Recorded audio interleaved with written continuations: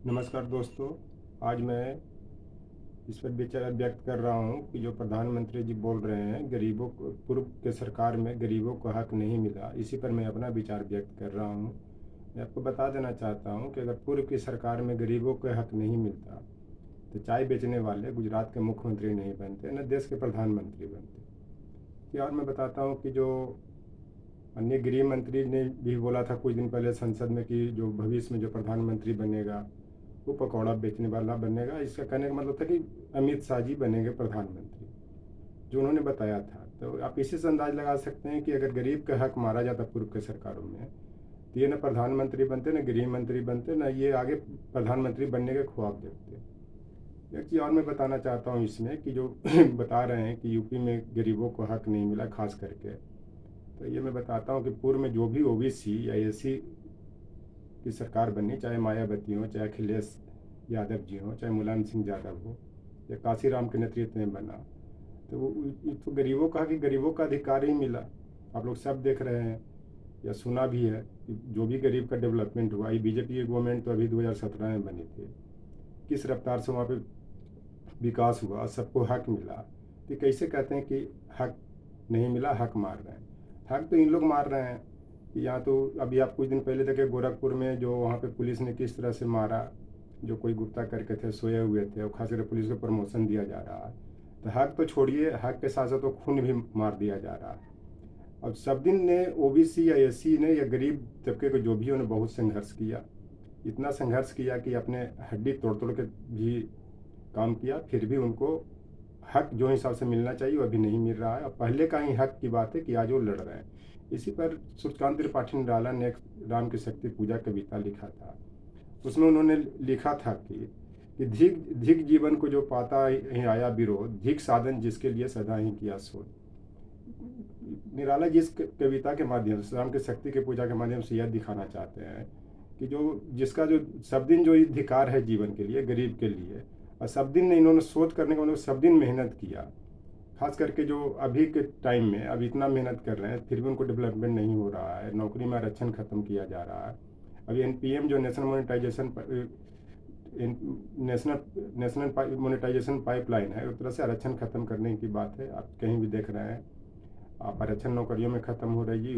UP सरकार ने हर जगह ओबीसी का या एससी एसटी का भी रिजर्वेशन कम किया है, यहाँ तक कि कट ऑफ में भी ऊपर में जा रहे हैं ओबीसी एससी एसटी। आप इससे अंदाज लगा सकते हैं कि कौन हक मार रहा है और कौन हक दे रहा है, जहाँ तक पूर्ववर्ती की सरकार की बात है। आप देखिए कि लॉकडाउन के टाइम में कम से कम 30 से 40 करोड़ लोग गरीबी रेखा के नीचे चले गए, संघर्ष कर सर्वाइवल के लिए संघर्ष कर रहे हैं। तो आप यही बता सकते हैं कि कौन हक मार रहा है, नहीं मार रहा। और एक चीज़ और मैं बताता हूँ कि जो ये प्रधानमंत्री जी बोलते हैं या गुलाब की तरह लाल रखते हैं, कैपिटलिस्ट हैं, कैपिटलिस्ट को बढ़ावा भी दे रहे हैं। एक तरफ बोलते हैं कि गरीब को हक नहीं मिला, अपने कैपिटलिस्ट कहलाते हैं, अब हैं भी, अडानी को प्रमोट कर रहे हैं। अभी जो मुंद्रा बंदरगाह पर जो 3000 टन जो मादक या नाशक जो नशीले पदार्थ बरामद हुए, अब किनका बंदरगाह था, आप समझ सकते हैं तो कौन हक मार रहा है।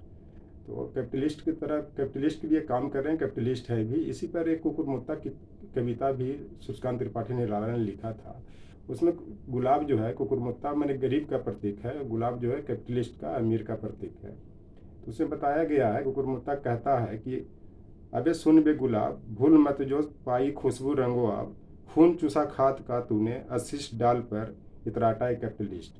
कहने का मतलब है कि कुकुरमुत्ता जो गरीब बोल रहा है कि एक कैपिटलिस्ट, एक गुलाब, तुम सुन जो तुम इतना इतरा रहे हो डाल पर, तुमने जो खाद जो खून जो पिया है वो गरीबों का खून पी करके इतना इतना सुंदर, इतना खूबसूरत बना है। आज भी देखिए जो गरीब को किसान पाल रहा है, किस तरह इनके मंत्री ने लखीमपुर पुरी में 4 किसानों को कुचला है और खून बहाया है। आप इसी से अंदाज लगा सकते हैं कि कौन गरीब का हक मार रहा है या कौन गरीब को सुरक्षा दे रहा है। गरीब का तो ये हाल है कि कितने यूपी में इनकाउंटर कर दिए गए 2000 के आसपास। हक तो छोड़िए, उनके खून भी पी रहे हैं, खून भी मार रहे हैं। अब इसी से अंदाज लगा सकते हैं कि अभी जो लॉकडाउन के टाइम में देश में 54 करोड़पति अरबपति थे, आज उनकी संख्या 287 हो गई है। जब लॉकडाउन में कोई काम नहीं हुआ या सारा अर्थव्यवस्था चौपट था, ये लोग कैसे अरबपति बने, कैसे कैपिटलिस्ट बने? ये तो गरीब का ही हक मारा गया, उसका कोई सोर्सेज नहीं है। ये जो प्रधानमंत्री रिलीफ फंड था उनको प्रधानमंत्री केयर्स कर दिया गया है, उसका कोई आरटीआई की तरफ जवाब नहीं मिलता है, कोई इस पर सुनवाई नहीं है। आप उसको प्राइवेट फंड कहा जाता है, तो कैसे आप उसको प्राइवेट फंड कर रहे हैं? अगर सब चीज़ सच्चाई है, उसमें देश की जनता के पैसा जा रही है, गरीब के पैसा जा रही है, आप उसको बताइए इसमें इतना पैसा यहाँ से आया है, ये दिया है, ये दिया है। अगर सब चीज़ आप में सच्चाई है, सब कुछ ठीक है, तो आप क्यों छुपाते हैं? उसमें तो गरीब का ही पैसा है। आप इसी से आप अंदाज लगा सकते हैं कौन गरीब का हक मार रहा है, कौन नहीं मार रहा है। और जो गरीबी दूर करने की तो बात जिन्होंने जितना किसानों ने किया है, या जब आज़ादी के टाइम में देश की स्थिति खराब थी, लोग भूखे मरते थे 70 के दशक में भी। जब 1970 के दशक में हरित क्रांति आया, और खास करके पंजाब, हरियाणा, पश्चिमी उत्तर प्रदेश, लखीमपुर, जहाँ जहाँ भी इस तरह के थे, उन्होंने हड्डी तोड़ तोड़ के मेहनत किया, तब खाद्यान्न उत्पादन में भारत आत्मनिर्भर बना। और उसी आत्मनिर्भर के कारण आज जो देश में जो लॉकडाउन के टाइम में खाद्यान्न का इतना उत्पादन हुआ, सबको कम से कम भूखे नहीं मरना पड़ रहा। अगर कृषि का भी स्थिति खराब हो जाती तो देश की क्या हालत होती, गरीब की क्या हालत होती है, आप समझ सकते हैं। इसी से आप अंदाज लगाइए किसने गरीब को हक को मारा है, किसने बचाया है।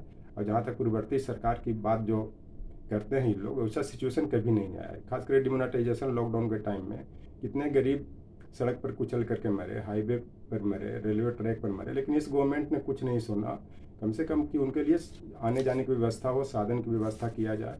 जहाँ मर रहे हैं उनको पैदल जा रहे हैं, भूख से तड़प के मर रहे हैं, उनके लिए गाड़ी की सुविधा किया जाए, उनको आगे बढ़ाया जाए और ख़ास करके उनको पहुंचाया जाए। ये चलते ये खाली दिखावा है कि गरीब के हक पूर्ववर्ती सरकारों ने मारा। खास करके इन लोग का जलन हो रहा है कि ओबीसी SC ST की सरकार जहाँ भी हो, चाहे बिहार में हो, उड़ीसा में हो, छत्तीसगढ़ में हो, कैसे सब सक्सेस कर रहे हैं। ओबीसी सिर्फ एक प्रधानमंत्री जी ओबीसी के सिर्फ मुखौटा है, बाकी इनका जो सब काम कर रहा है कैपिटलिस्ट कर रहा है। क्योंकि इतना भी पढ़े लिखे भी नहीं है, डिग्री धारक है जो इनको रिपोर्ट दे देता है वही पढ़ देते हैं, कहाँ क्या बोलना है, कहाँ क्या समझना है, इस पर विचार नहीं करते हैं। यही मुझे इस पर कहना है। आप लोग इसका निर्णय कीजिएगा, गरीब का हक कौन मार रहा है, कौन नहीं मार रहा है। Thank you.